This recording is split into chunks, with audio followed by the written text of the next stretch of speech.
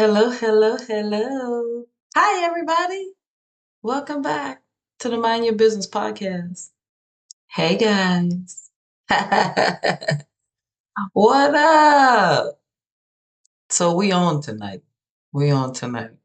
Now, hmm, tonight. So I got a huge question. I got a huge question for all the leaders, bosses, managers. Um, Yeah, we could say leader. Everybody in leadership positions, right? Um, what is it with the mind games? Oh,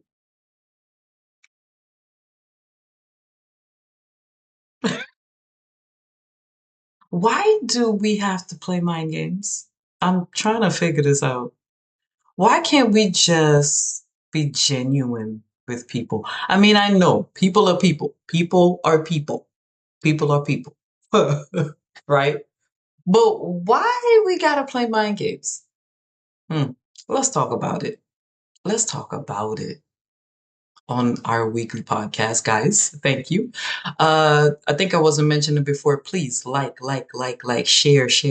and subscribe. Share and subscribe. Let's talk about it. I just don't know why. Why do leaders have to play mind games? It's almost like they go to these leadership meetings and they teach them how to play mind games with their employees. It's just weird. It's weird, it's cringy. I I don't wanna say stupid, but it's like, why do you do that? Why can't you just tell the truth and be genuine with people? Like, people who are, like, just genuine and real, like, they see through it, and then they don't like you. They can see the mind games, and then they start not liking you.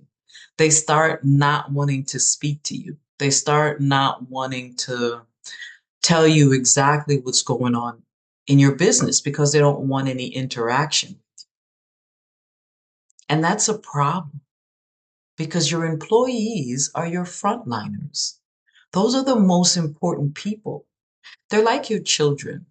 When my kids come out the house and they're in disarray, clothes not ironed, just a mess, just looking a mess, hoodie in the summertime, things like that. Just looking a mess, mightn't have showered, mightn't have brushed their teeth.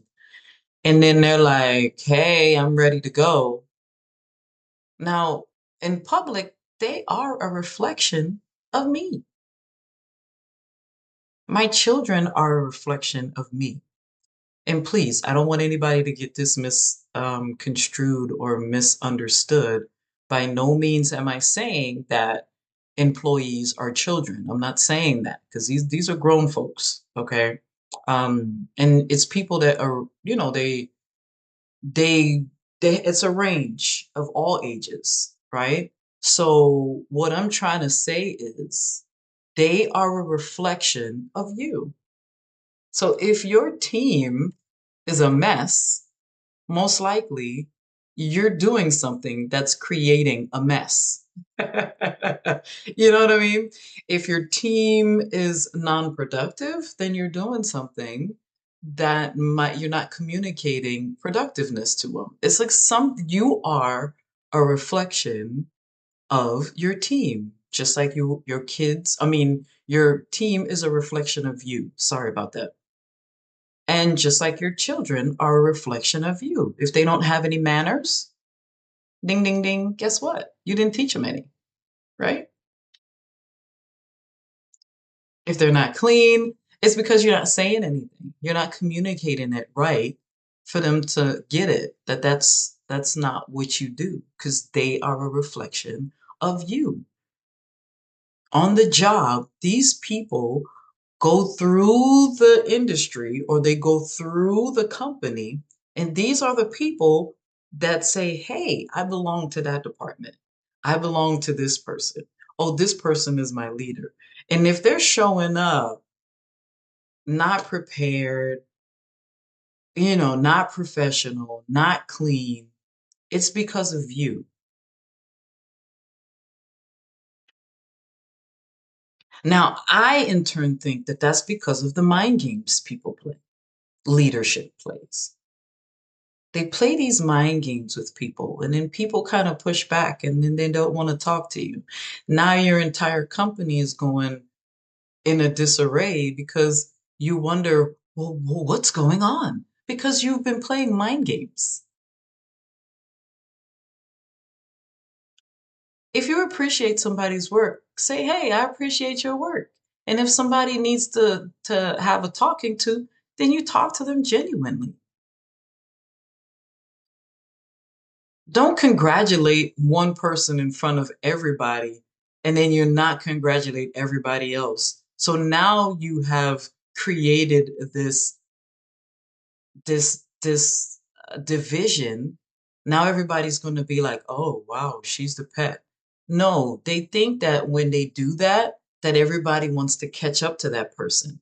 And that's usually, it never works like that. It never, in all of the jobs that I've been on, every time they play that particular mind game, it never works. And people just get angry at that particular person because now you made them a teacher's pet. So now everybody kind of attacks them now. It's almost always doesn't work. And it's like one or two people that want to know what they've done, but nobody wants to impress you, especially if they're grown. They don't. So just be honest and meet people where they are. At the end of the day, people are people. Just meet them where they are. Nobody is the same, right? And we don't want to be the same. We want to be creative. We want to think for ourselves.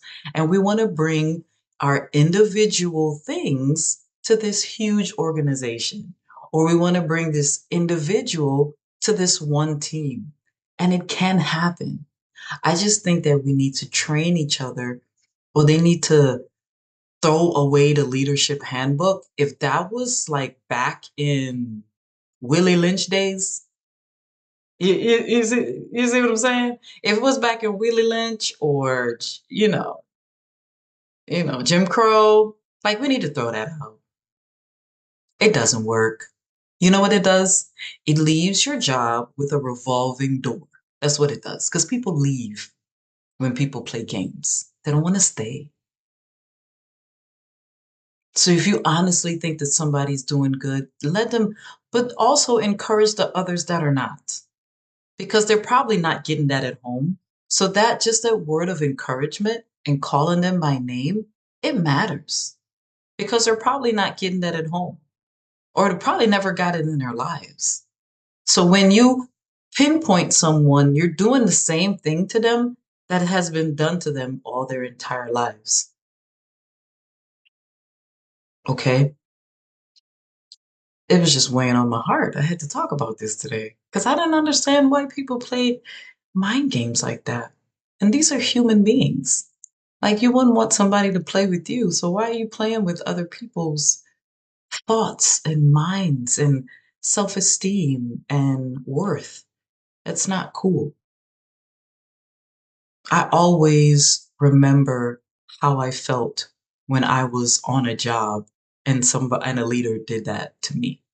Zeroed out somebody that I was doing almost all of more work than they were, but they zeroed out that particular person. Okay. Getting that they got employee of the month. And then, so then all the hard work of everybody else just gets overshadowed. And these people work hard, very hard. I know I worked hard with compassion. So I want to tell the leaders, if you're a leader and you're listening to this, acknowledge everyone because everybody comes, if they're showing up 1, 2, 5, 6, 7, 10, 20 years and they're showing up, That should be acknowledged. And not acknowledge one person because you want them to work harder. That's crazy. That's a Jim Crow, that's a Willie Lynch letter way of doing things. And if people don't know what Willie Lynch letter is, you can look it up and read it. Okay. And if you don't know what Jim Crow days are, you need to look that up and read it as well. Okay. Um, these leadership manuals should be thrown in the trash. And for this generation that's coming on, you will never, ever be able to connect with this age group if we continue down this playing these mind games. They see it a mile away. They call it gaslighting. Okay. And they hate it because they can see it. They're smarter. Uh, they think faster than us. Um, critical thinking can be learned by them if they really, if you can relate and get and really tap into them. The critical thinking is, they can get it. Okay. I just think when people say that the youth are not staying on jobs is because they can't relate. They can't relate to the manager or the supervisor or the leader because guess what? They have these old draconian leadership. It's just crazy to me. Okay. We need to get it together, guys. As leadership, older leadership, I want to say 40 and up. We got to see how to tap into these kids. They're bright. Um, they're smart. They're fast. They're creative as all get out. Um, and they're our future. And I think that we as older folks need to really draw them in, meet them where they are, and pull them in and talk to them. We have so much wisdom that we can give them, so much things that we could teach them and tell them. Is so much. Instead of just turning our noses up at them and, asking them, well, who raised you? You know what I mean? Like, we gotta stop it. We are to blame. Leadership. We are to blame because we're not coming out of that box. We're not coming up with creative ways on how to, we're just staying with the same old, same old. It's like a playbook, no matter what industry you go into, from healthcare to business to mechanics to engineering, like the boss manual just goes across every industry and it needs to be thrown in. Matter of fact, it needs to be burned. Burn it. Because it's silly. And that's why young kids don't stay on a job, on anything, because they think out of the box. They're creative. They want different. They want more. And they can see you gaslighting them a mile away. Okay? This is the last thing I want to say today. Please, everybody, people remember how you make them feel. That's the first thing. If they don't feel good, they're not going to come to work. You get a lot of call outs. They're not going to come in. Then you're going to get a revolving door. Nobody's going to want to come to work. Okay. Now, can we make everybody feel good? I'm not saying that because, as we said, people are people are people are people. So you meet everybody individually because people are people. No one person is the same, right? And we don't want them to be the same. We as leaders need to come up with a creative way of how to not gaslight people and make them feel worthy and needed and acknowledged and champion them. Okay? All right, guys. I hope this helped someone. This is just my life experiences that I usually come on here and talk about. And I'm glad that everybody is listening to me and they're liking and they're sharing. This was a huge, huge step for me to even do this podcast. I just want to say thank you to everybody that's supporting me. Please like, share, and subscribe. If you do like my content, I do have another episode on here that I call Power 30. That one's really good too. Um, another life experiences, but more on the financial side. Um, and just telling everybody, like, things that work for me in my life to help me be successful. Am I crazy uber super a billionaire? No, but it got me through some tough times and it developed me as a human. So I just wanted to pass that on. Um, as I said today, see, this is what leaders do, right? We don't gatekeep. We pass the information on, right? Because we want our community to be better. All right. Bye, guys. See you on the next podcast. Mind your business. Drunk or sober, mind it. Mind your business. Bye. See you guys. See you on the next episode.